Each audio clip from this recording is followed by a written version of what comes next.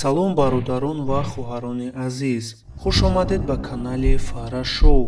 Дар ин навор дар бораи қиматтарин чиз, дар бораи вақт гап мезанем. Инчунин тавсияҳо барои ҷавонон барои самаранок гузарондани вақти худ. Ба канал ҳатман обуна шавед ва лайк гузоред. Ин беҳтарин мотиватсия барои ман аст. Рафтем. Арзишмандтарин чиз дар ҳаёт чист? Ин вақт аст. Вақт чист ва чӣ гуна онро чен мекунанд? Вақт як шакли равандҳои ҷисмонӣ ва рӯҳонӣ шарти имкони тағйирот мебошад.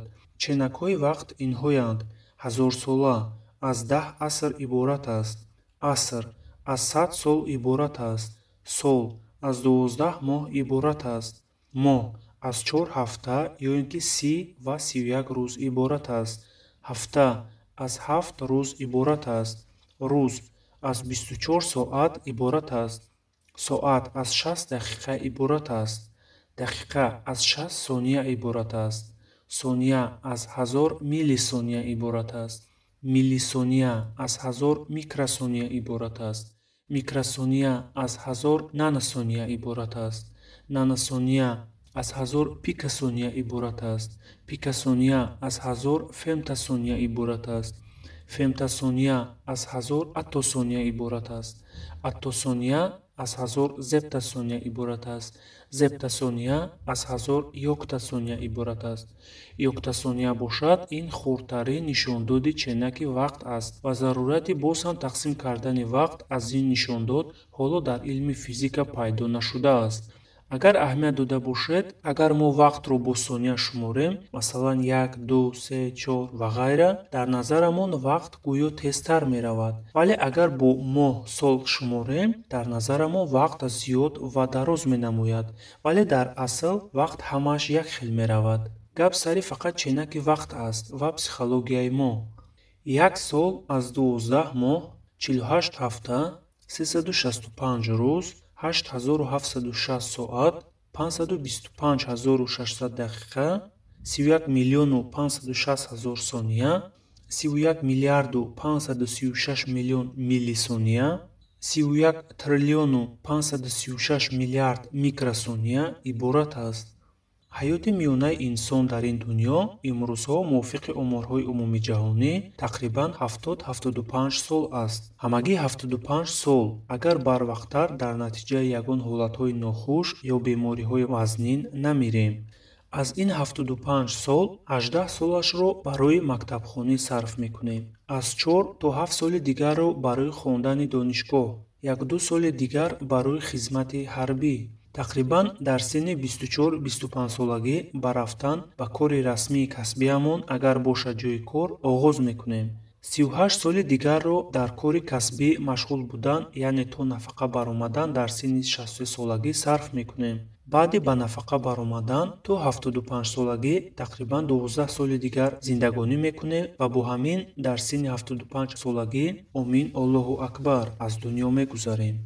Агар аниқтар шуморем ки мо чӣ қадар вақт барои амал кардан ва ба ҷомеа фоида расонидан дорем, пас чунин мешавад ки аз тақрибан 75 соли ҳаётамон 25 солаш яъне 33% барои хоб меравад. Тасаввур кунед, 25 сол мо дар давоми ҳаёти 75 солаамон дар хоб ҳастем, хобе ки ҳар шаб то саҳар дар бистар ҳастем.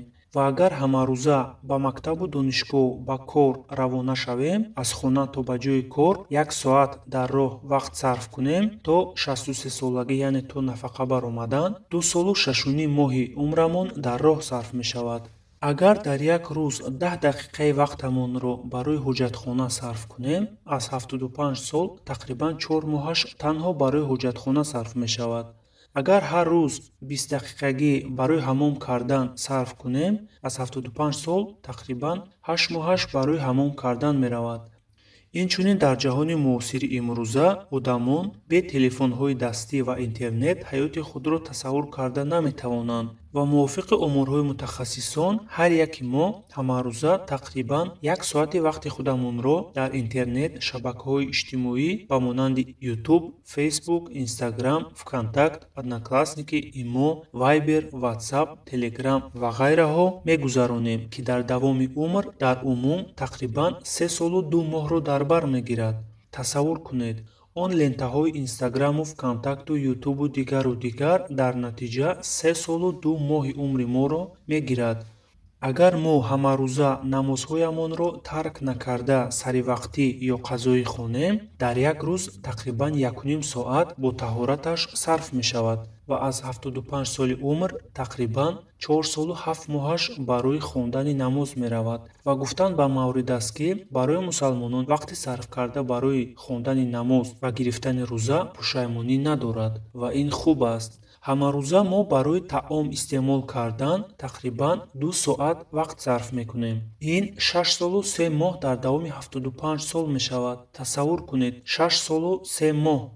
боз ҳамаи мову шумо баъзан вақтҳо филм тамошо карданро дӯст медорем ва агар дар як ҳафта тақрибан 2 соат вақтамонро барои тамошои филм гузаронем, тақрибан 11 моҳи ҳаётамон дар тамошои филмҳо меравад. таҳсил дар мактаб барои кӯдакону наврасон ҳатмӣ аст ва ҳар шахс рӯзона тақрибан 5 соати вақташро дар мактаб гузарондагӣ аст дар давоми 11 соли мактабиаш ва ин ба 1 солу 8 моҳ баробар аст дар умум. инак аз 75 соли умрамон ин рақамҳои болоро тарҳ кунем, ҳамагӣ 28 солу 2 моҳ вақт барои ягон фаъолият кардан дорем. агар мо хоҳем ки баъди аз дунё гузаштанамон дар ин ҷо ақаллан номи нек гузорем, мо бояд ин вақти хеле камро самаранок сарф кунем, то ки муваффақ ва сарватманд бошем, чунки одамони сарватманд имконияташон барои номи нек гузоштан зиёдтар аст. чунин тавсия медиҳам ки аввал пеши худ мақсадҳо гузоред, на орзуҳои калоне ки амалишавиаш амри маҳол аст, балки мақсадҳои конкретикӣ ва реалӣ. онҳоро рӯйхат кунед. масалан дар давоми 1 сол аз худ кардани забони англисӣ ё олмонӣ ё дигар забон, зиёрат кардани хонаи худо каъба, соҳиби 2 хонаи заминӣ ва 2 хонаи ошёнагӣ шудан, соҳиби фалон намуд мошин шудан, доштани 2 ё 4 зани хушмуомила ва худотарс. барои онҳое ки намедонанд, дузанагӣ ё бисёрзанӣ дар Тоҷикистон аз рӯи қонун манъ аст, вале ба ҳар ҳол соҳиби фалон миқдор фарзандони боимону ботарбия шудан ва ғайра мақсадҳо. муҳим ин ки барои амалкунии ин мақсадҳо вақт гузоред. масалан дар давоми кадом муддат шумо нақша доред ки соҳиби фалон намуд мошин ё хона шавед. вақте шумо муддатро муайян мекунед, майнаи сари шумо яъне мозги шумо автоматӣ аз пайи амаликунии ин мақсад мешавад ва ба шумо тез-тез ақидаҳову идеяҳои лозимаро барои ба мақсад расидан кофта ёфта пешниҳод мекунад. майнаи сари одам яъне мозги одам мисли як суперсарбозе аст ки фармонҳои соҳибашро мисли гузоштани мақсадҳову нақшаҳо амалишавиашро ҳатман иҷро мекунад.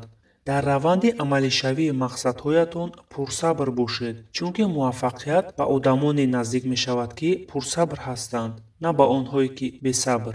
вақте мақсадҳоро гузоштед, барои амалишавии ҳар яктаашон нақшаҳову қадамҳои лозимаро матраҳ кунед ва бо боварӣ ба пеш аз пайи амаликунии онҳо шавед.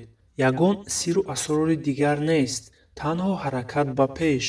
чӣ хеле ки Конфутсий мегӯяд, ҳаракати сусттарин беҳтар аз беҳаракатист, беҳаракатӣ ба марг оварда мерасонад. вақт ин пул аст, гуфтааст Бенҷамин Франклин. ин он нафаре аст ки симои ӯ дар асъори $100 Иёлоти Муттаҳидаи Амрико инъикос гардидааст. аз беҳудагардӣ, бекорӣ, харҷи вақти худ барои чизҳои камлозим ё нолозим даст кашед. он чизеро тамошо кунед ва гӯш кунед ки фоида дошта бошад барои ҳолати маънавӣ, ахлоқӣ ва молии шумо. адабиётҳои маърифатӣ ва илмию таърихӣ хонед. дар протсесси хондан майнаи сари одам, мафкурааш, тасаввуроташ, хотирааш рушд мекунад. баъзеҳо мегӯянд ки хондан ё илмомӯзӣ кардан намехоҳам. хондагиҳо куҷоро гирифтанд? ин вобастагӣ дорад аз он ки ту чӣ мехонӣ ва чӣ гуна онро барои муваффақ шудан истифода мекунӣ. албатта танҳо хонда гардӣ, пулу мол худаш намеояд. пулкоркунӣ низ ин як санъат аст ва онҳое ки илмдӯстдор ва босавод ҳастанд, имконияти сарватманд шуданашон албатта зиёдтар аст. ба ҳар ҳол босавод будан хуб аст. чӣ хеле ки устод Рӯдакӣ гуфтаанд, дониш андар дил чароғи равшан аст, ва аз ҳама баъд бар тани ту ҷавшан аст. ин он маъноро дорад ки масалан донистани қонунҳои физикӣ, химиявӣ, геометрӣ ва ғайра, донистани қоидаҳои бехатарӣ дар ин ё он ҳодисаҳои ҳаётӣ метавонад шуморо ва дигаронро низ аз марг наҷот диҳад. дар охир гуфтаниам ки бародарон ва хоҳарони азиз, дунё се рӯз аст: дина, имрӯз ва фардо. динааш гузашт, онро баргардонида намешавад. имрӯз гузашта истодааст ва фардо ҳоло наомада аст, шояд наояд. агар ояд ҳам, чӣ гуна буданаш аз имрӯзаи ту вобастагӣ дорад. реҷаи рӯз тартиб диҳед, то ки вақтро беҳуда сарф накунед. саривақтӣ ва боинтизом бошед, яъне чӣ хеле ки русҳо мегӯянд пунктуалӣ ва дисциплинированӣ. барои ҳамин вақтро самаранок сарф кунед, барои номи нек гузоштан баъди рафтан аз ин олам. бо ҳамин навор ба поён мерасад. ташаккур барои тамошо. хайр, дар паноҳи худо бошед.